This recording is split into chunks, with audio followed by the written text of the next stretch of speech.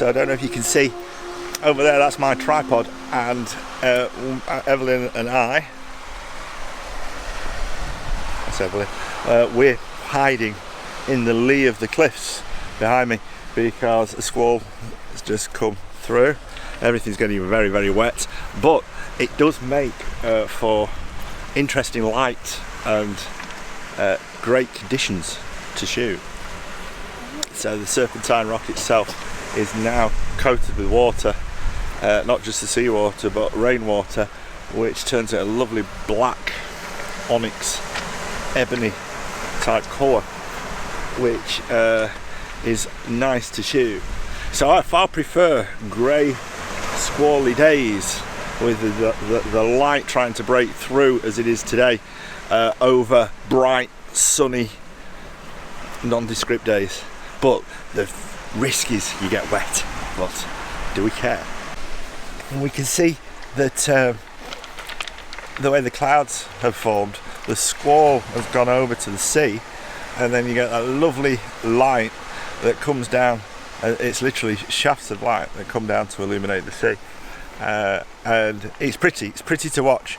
It's also pretty to photograph as well, but in this location we'd be just shooting it for the sake of it, so it's going to be more intimate. It's going to be more of an intimate slowing down the shutter speed and getting some interesting effects around this black serpentine.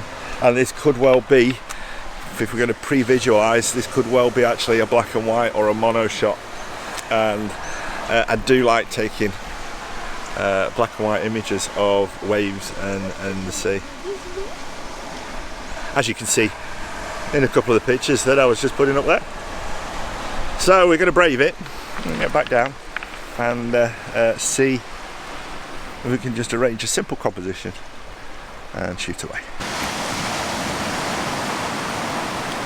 For anybody who watches me, you know that recently I've been shooting with the Z7 or the Z7 if you live in America, and today we've got the 850 on. You're going to say, well, why are you shooting with that big clunky thing when you've got a little mirrorless camera optical viewfinder?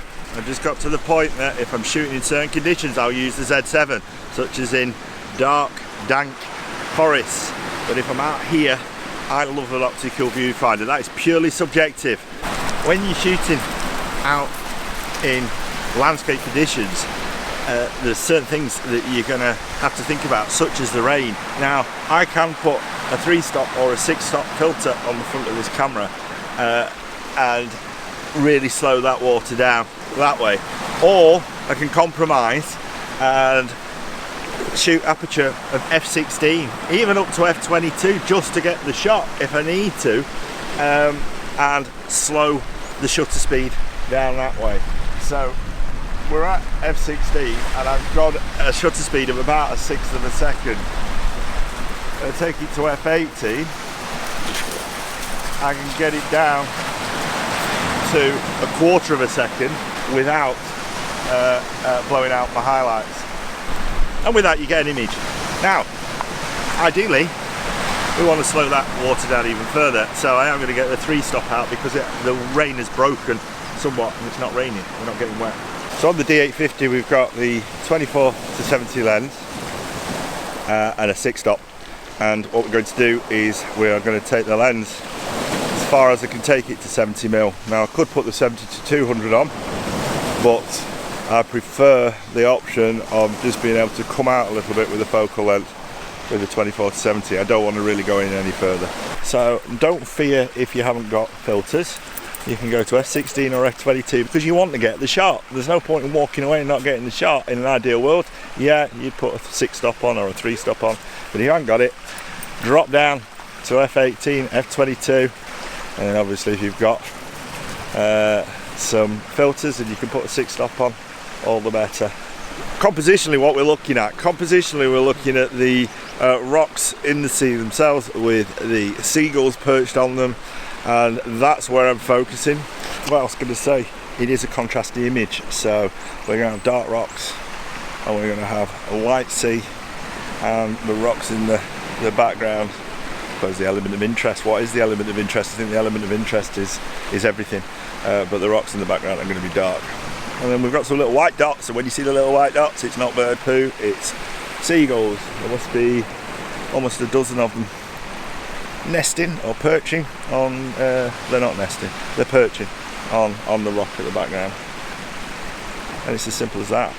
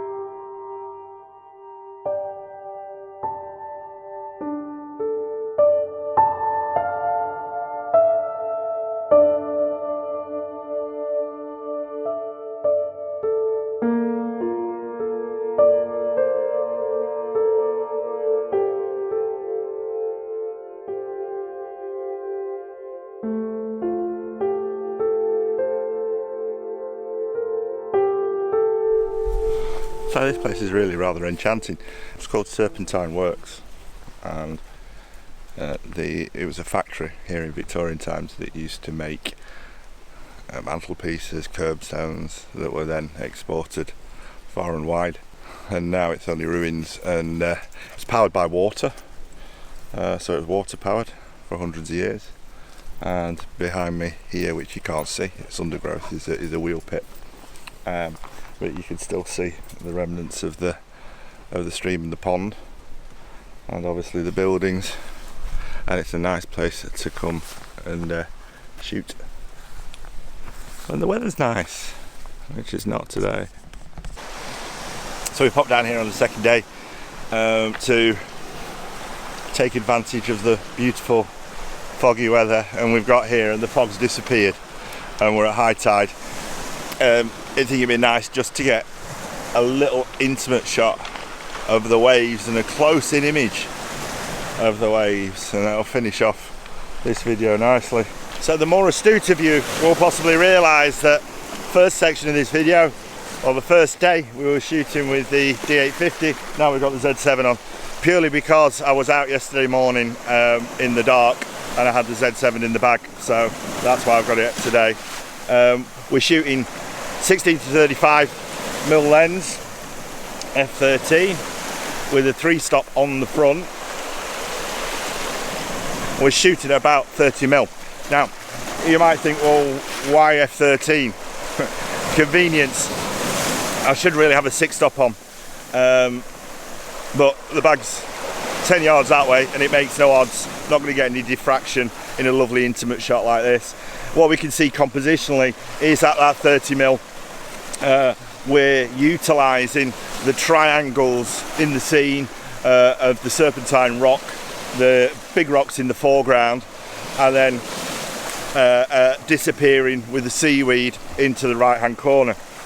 And it's just a case of waiting for the right wave and clicking the shutter. Now again, I'm shooting on a 2-second timer, so what I've got to do is I've got to think to myself, right, how long is it going to take for that wave to come in? Just time it right for the 2 seconds. But it's a simple shot. It'll either be black and white, or more likely a little bit of selenium tone, a little bit of split toning, and it's a nice image,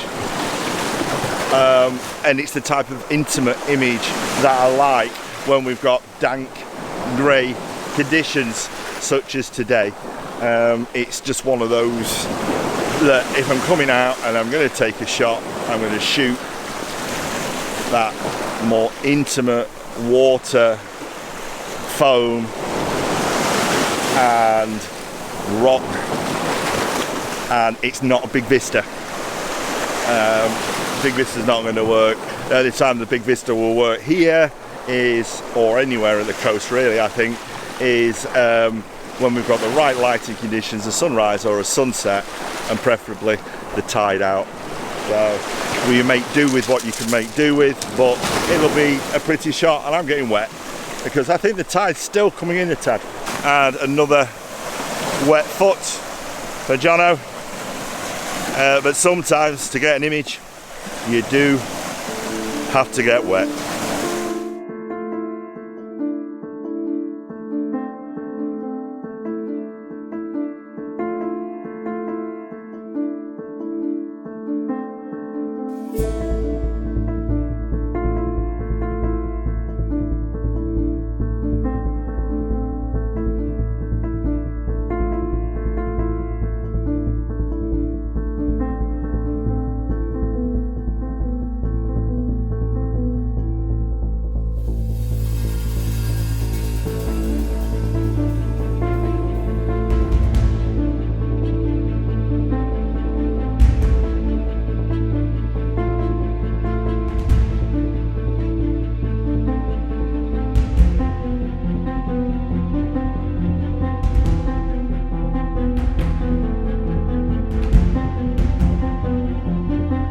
So that was a simple video, and if you ever come to Cornwall, think of coming to the Serpentine Works, you'd come to Kennet Sands and you'd walk along the coast, or you can come from, I think it's Cadgwith or even Lizard, and follow the South Coast path and it'll bring you down to here. So I'm going to go home for a cup of tea and an egg, and thanks for watching and peace. Yeah.